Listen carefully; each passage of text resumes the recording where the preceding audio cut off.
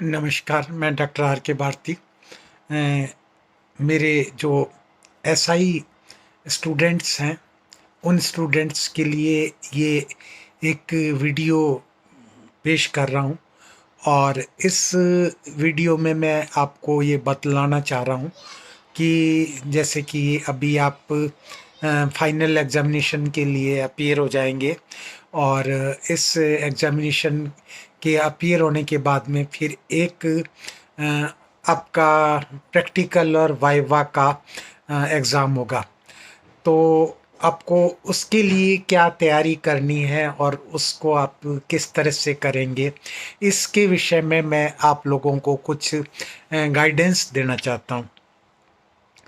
तो सबसे पहले तो ये है कि जैसे कि आप जानते हैं, आपके जो थ्योरी पेपर्स हैं वो जब समाप्त हो जाएंगे, तो उसके बाद में एक कोशिश की जाएगी कि एक ओरिएंटेशन क्लास रखी जाए जिसमें आपको इसके बारे में बताया जाए। लेकिन उससे पहले मैं आप लोगों को कुछ बतलाना चाह रहा हूँ, और वो ये बतलाना चाह रहा हूँ कि इसके लिए कोई आपको पैनिक होने की ज़रूरत नहीं है कि वाइवा कैसा होगा या प्रैक्टिकल कैसा होगा या स्पॉटिंग कैसा होगा।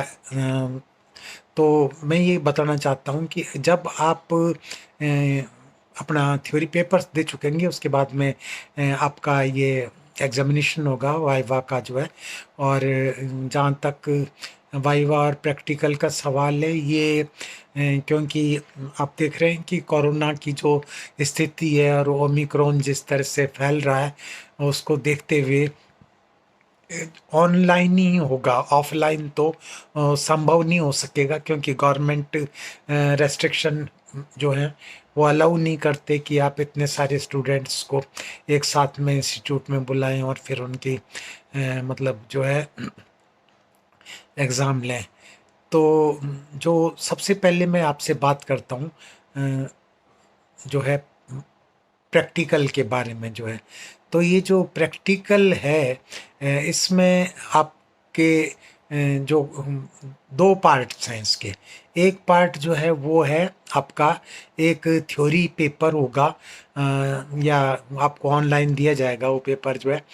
और उस पेपर के अंदर आपको पता है कि आपसे जो है 20 क्वेश्चंस पूछे जाएंगे, और ये जो क्वेश्चंस हैं, इन क्वेश्चंस का आंसर आपको देना है।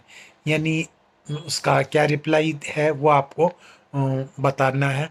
और अगर आप मतलब सही रिप्लाई को दे देंगे, जैसे कि जो कॉमन ट्रेंड चला रहा है कि वो केबीसी टाइप की स्टाइल से चार ऑप्शंस होंगे आपके पास में, और उनमें से जो एक ऑप्शन सही है उस ऑप्शन को आपको टिक करना है। तो इस तरह से आप मतलब एक क्वेश्चन का आंसर दे देंगे, और इसी तरह से आप जो 20 क्वेश्चंस हैं उन 20 क्वेश्चंस का आंसर दे देंगे।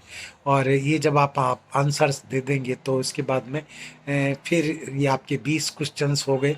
और अगर आपने सही आंसर दे दिए हैं तो आपको 20/20 नंबर भी मिल सकते हैं, कोई बड़ी बात नहीं है। अच्छा, और अगर इनमें जो गलत होंगे तो उनके नंबर कट जाएंगे, लेकिन नेगेटिव मार्किंग नहीं होगी। इसलिए जो 20 के 20 क्वेश्चन है उनका रिप्लाई देने की कोशिश कीजिए, और ये मत सोचिए कि साहब मैं अगर गलत आंसर दे दूंगा तो कहीं मेरे जो मिले मिलाए नंबर हैं वो नहीं कट जाए। तो ऐसा कुछ आपके साथ में नहीं होने वाला है। अच्छा, इसके बाद में ये जो क्वेश्चंस हैं ये बहुत सामान्य से प्रश्न होंगे, और आप में से सभी लोग इनका उत्तर आसानी से दे सकेंगे। इसमें जो क्वेश्चन होंगे वो फर्स्ट बुक के भी हो सकते हैं, सेकंड बुक के भी हो सकते हैं, थर्ड बुक के भी हो सकते हैं, और फोर्थ फिफ्थ जो बुक है उसके भी हो सकते हैं। तो किसी भी बुक के क्वेश्चन इसके अंदर हो सकते हैं, लेकिन बहुत सिंपल क्वेश्चन होंगे, आपको डरने की कोई ज़रूरत नहीं है। अच्छा, नेक्स्ट जो है अब बच गया आपका जो है वाइवा जो है।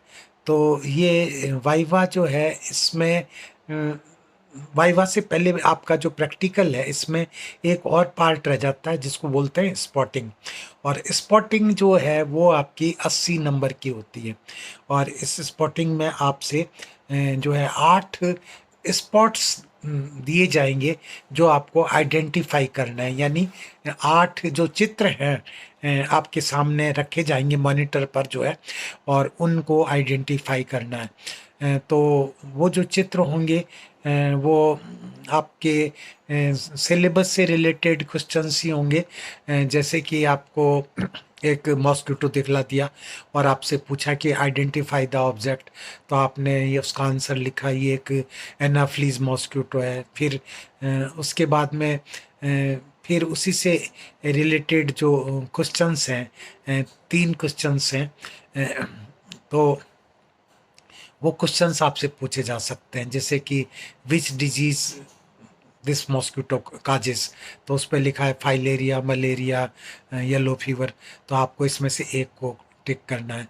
इस तरह से which parasite is living in this mosquito, तो इसमें 3-4 पैरासाइट का नाम लिखा है, जो एग्जैक्ट पैरासाइट है उसका आपको नाम लिखना है।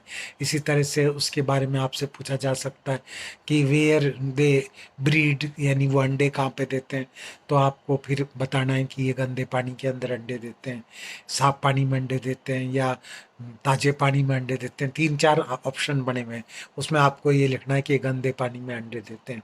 इसी तरह से कोई ऑब्जेक्ट हो सकता है, जिसे एक डायग्राम दिखलाया जिसमें एक फैक्ट्री से धुआं उड़ रहा है, आसमान काला हो रहा है, आपसे पूछा रहा व्हाट इज दिस, तब आप ये आंसर देंगे भी this is pollution created by the factory in the environment, और what are the gases in this polluted environment which are dangerous for the human health, तो कौन सी गैस है जो आदमी के स्वास्थ्य के लिए खतरनाक है। तो आप उसमें कई गैसेस का नाम लिखा हुआ है, जैसे ऑक्सीजन भी लिखी है, कार्बन डाइऑक्साइड भी लिखी है, सल्फर डाइऑक्साइड भी लिखी है। तो इसमें मोस्ट कॉमनली जो होता है कार्बन डाइऑक्साइड होती है, तो यू हैव टू रिप्लाई कि दिस इज़ कार्बन डाइऑक्साइड। तो इसी तरह से आपको फिशेज़ की फ़ोटो दे दी, ये कौन सी फिशेज़ हैं, ये किस पर्पज़ से काम आती हैं, या मॉस्किटो को मारने के लिए कौन कौन से केमिकल्स इस्तेमाल किए जाते हैं, या हार्ट के बारे में आपसे एक डायग्राम दे करके पूछा जा सकता है कि बताइए हार्ट के कितने चैम्बर्स होते हैं, ब्लड प्रेशर क्या होता है, या ब्लड प्रेशर इंस्ट्रूमेंट की फ़ोटो दे के आपसे पूछा जा सकता है ये कौन सा इंस्ट्रूमेंट है, ये क्या काम आता है। तो इस तरह के जो क्वेश्चंस होंगे, ये करीब 20 मतलब ऑब्जेक्ट होंगे जो आपके सामने, सॉरी 8 ऑब्जेक्ट होंगे जो आपके सामने रखे जाएंगे, और इन 8 ऑब्जेक्ट में से आपको सबको आइडेंटिफाई करना है और फिर उन सब के उत्तर लिखने हैं जो आप जानते हैं, आपको पढ़ाए जा चुके हैं। तो इस तरह से आपके ये 80 नंबर का पेपर हो जाता है। तो 80 + 20 यानी 100 नंबर का आपका ये प्रैक्टिकल और वाइवा हो गया। अब इसके बाद में अब आपका प्रैक्टिकल और स्पॉटिंग हो गया, और अब भी थ्योरी पेपर और प्लस स्पॉटिंग हो गया। और अब नेक्स्ट जो है आपके पास में रहेगा वाइवा, और वाइवा जैसा कि आप जानते हैं ये भी अभी ऑनलाइन ही होगा। और इस ऑनलाइन वाइवा में 2 एग्जामिनर होंगे जो आपसे क्वेश्चंस पूछेंगे, और उन क्वेश्चंस का आंसर जो है वो आपको देना है। तो ये जो क्वेश्चंस हैं ये आपकी बुक से भी रिलेटेड हो सकते हैं, वो तो होंगे ही होंगे। बाहर आउट ऑफ द बुक कोई क्वेश्चन नहीं पूछा जाएगा आपसे। और फिर वाइवा में जो क्वेश्चन पूछे जाएंगे वो क्वेश्चन ऐसे भी पूछे जा सकते हैं, जैसे आपने अभी बेसलाइन सर्वे किया था, वहाँ लोगों से इंटरव्यू लिए थे, उनसे उनके फैमिली डाटा कलेक्ट किए थे, फैमिली प्लानिंग के बारे में बात की थी उनसे, उनके जनरल हेल्थ के बारे में बात की थी, डेथ बर्थ रजिस्ट्रेशन वगैरह की बात की थी उनसे, या आपकी जो विजिट्स हुई थी, आपने कहीं दुकान देखी या कहीं किसी जो था डलाव पे गए आप, या कहीं जो था किसी स्विमिंग पूल का इंस्पेक्शन किया या शमशान में गए, तो उन सब के बारे में कोई भी क्वेश्चन आपसे एग्जामिनर पूछेगा और आपको उन क्वेश्चंस का आंसर देना है। और अगर आप जब क्वेश्चन का आंसर देते हैं तो उस टाइम अगर आपको कोई घबराहट होती है तो घबराहट की कोई ज़रूरत नहीं है, बी कूल। ऐसा नहीं होगा कि आपसे एक दो प्रश्न पूछा जाएगा और आपने जब जवाब नहीं दिया तो एकदम आपको आउट कर देंगे। आपसे जो एग्जामिनर होगा वो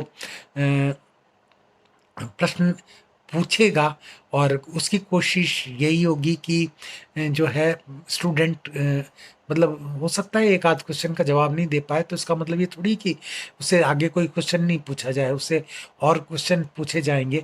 और ऐसा नहीं होता कि मतलब जो है एक दो क्वेश्चन पूछ करके और आपने जवाब नहीं दिया तो हमने कह दिया कि भाई ये लड़का तो बिल्कुल बेकार है, कुछ नहीं आता है इसको, इस लड़की को कुछ नहीं आता। ऐसा नहीं होता है। तो we try ourself to ask other questions. और जब दूसरे क्वेश्चंस आपसे पूछते हैं तो फिर स्टूडेंट्स जवाब दे देते हैं दूसरे क्वेश्चंस का। या कई बार एक एग्जामिनर पे डिपेंड करता है कि और आपके बिहेवियर पे डिपेंड करता है कि वो आपके साथ में किस तरह के क्वेश्चंस पूछे। और दरअसल में आपका जो बैकग्राउंड है उस बैकग्राउंड को ध्यान में रख करके ही क्वेश्चन पूछे जाते हैं। और वैसे तो आपने ऑनलाइन क्लासेस अटेंड की हैं और जिन स्टूडेंट्स ने अपने वीडियो ओपन रखे हैं तो उनको तो पहचानना बहुत सरल होता है और वो तो समझ में एग्जामिनर के भी आ जाता है कि ये रेगुलर स्टूडेंट्स हैं, ये रोज़ाना क्लास में आकर के बैठते थे। लेकिन बहुत से आप में से ऐसे लोग मिलेंगे जिन्होंने कसम खा ली कि हमें तो वीडियो ओपन करना ही नहीं है अपना जो है, और हम जो है एक फर्जी अटेंडेंस लगा करके और इस क्लास को ज्वाइन कर रहे हैं।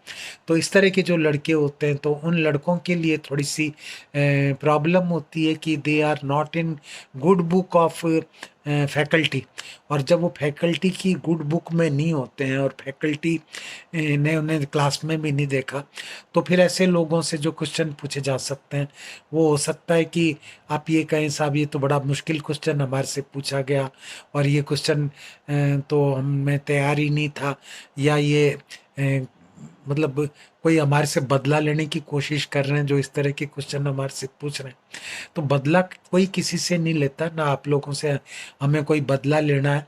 हमें कोशिश कर ये होती है कि स्टूडेंट को इतना मौका दिया जाए कि वो क्वेश्चन का आंसर दे सके।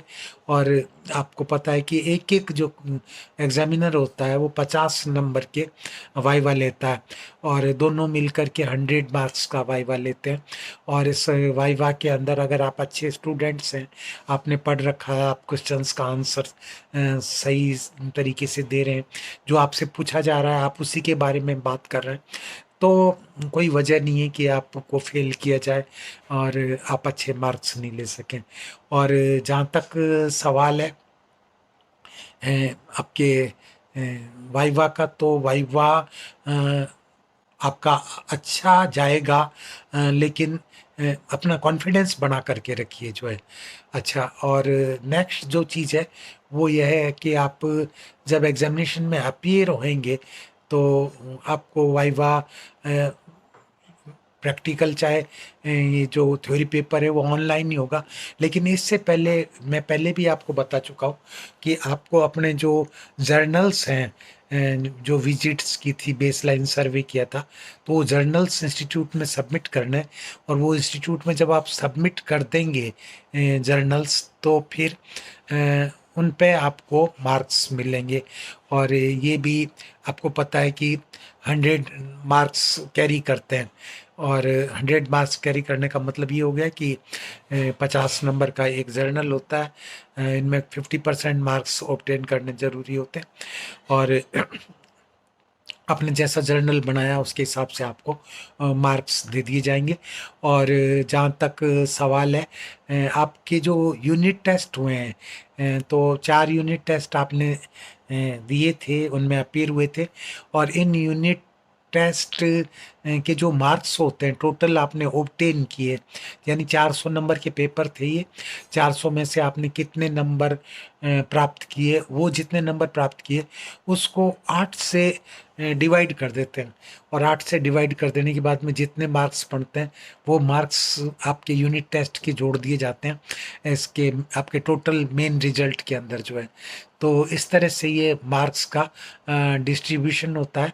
तो ये वीडियो मैंने आप लोगों के लिए इसीलिए बना करके यूट्यूब पे रखा है कि आप इस वीडियो को देख करके और समझ सकें कि ये वाइवा क्या होता है, थ्योरी पेपर प्रैक्टिकल में क्या होता है, और स्पॉटिंग क्या होती है। और जब स्पॉटिंग का जो क्वेश्चन है उनमें इस बात का ध्यान रखना है आपको कि सीरियल वाइज जैसे जैसे नंबर से क्वेश्चन आपसे पूछे जाएंगे आपको उनके आंसर उसी हिसाब से ही सीरियल वाइज ही देने हैं। मतलब जो है उन सीरियल जो है उसको बिगाड़ना नहीं है, आगे वाले को पीछे, पीछे वाले को आगे नहीं करना। इस बात का आपको ध्यान रखना है। बस यही हिदायतें हैं जो मैं आपको देना चाहता हूँ, और wishing U a very good success in your theory papers and your practical and viva. तो डॉक्टर आर के भारती को आप इजाज़त दीजिए। इस वीडियो को शेयर करिए, सब्सक्राइब करिए, लाइक करिए, और बेल आइकॉन को दबाना बिल्कुल मत भूलना, क्योंकि इसकी हर एक उम्मीद करता है जो वीडियो पुटअप करता है कि मेरी वीडियो को जो है आप लाइक करें, सब्सक्राइब करें, शेयर करें, और बेल आइकॉन को दबा करके आगे जो नोटिफिकेशन है, मैं कोई और नया वीडियो भी डालूंगा तो उसको आप देख सकेंगे। Thank you very much. Good night.